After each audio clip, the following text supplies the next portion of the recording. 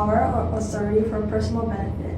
According to Malaysian Anti-Corruption Commission, corruption includes bribery, abuse of position, fraud, embezzlement, and deception.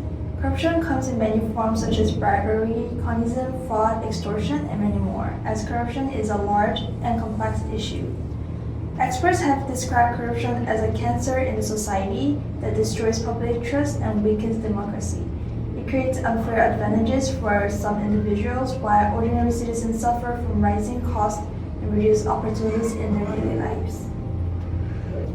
What causes corruption to continue happening in Malaysia?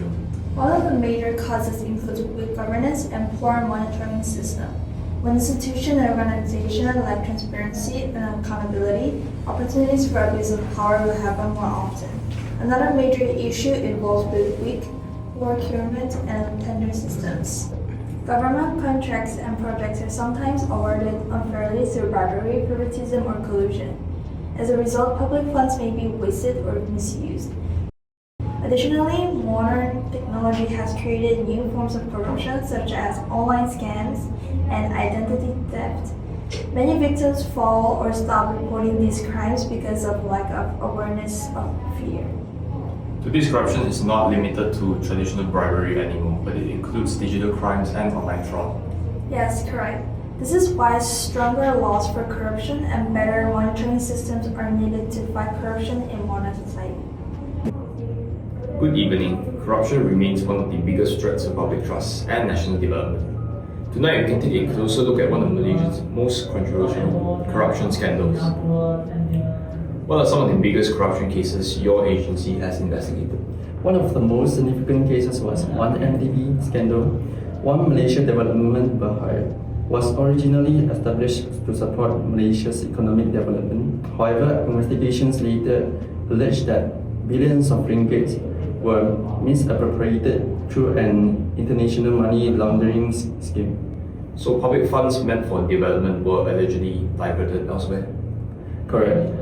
Our investigators found out that funds were diverted into private accounts, while bribes were used to help conceal the operation. And we accused the Prime Minister and businessman Joe Low alongside several other individuals. The case has also gained international attention, didn't it? Yes, authorities from multiple countries cooperate in tracing financial transactions linked to the case. After sufficient evidence was gathered, former Prime Minister Najib Razak and several associates were arrested. Was any of the money recovered? Authorities later recovered and seized assets worth around 31 billion, representing a significant portion of the losses linked to the scandal. That's why transparency, accountability, and strict enforcement remain essential in the fight against corruption. This case reminds us that corruption affects not only governments, but also public trust and nation's future. And we at MACC need to not only stop corruption, but also interrupt its cause as well. Thank you for your input. We have heard about how corruption affects people as a whole.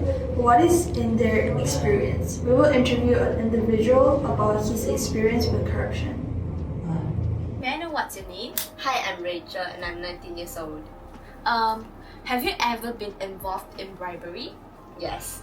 Could you briefly tell us what happened? Okay, sure. So I remember one day I was rushing to class and I really can't find a parking. So I just double park and then I quickly run to class. And then when I came back, I saw a JPJ officer waiting for me. And I was like, okay, cook, I'm getting a summon. But ends up, he just hinted me and asked for 50 ringgit. And then, as I was rushing home, so I just gave him the 50 ringgit lah. And then I realized that I shouldn't have done that. Yeah, I actually heard about many stories about this as well. And I think that bribery is bad. But anyways, thank you so much for sharing with us. Thank you.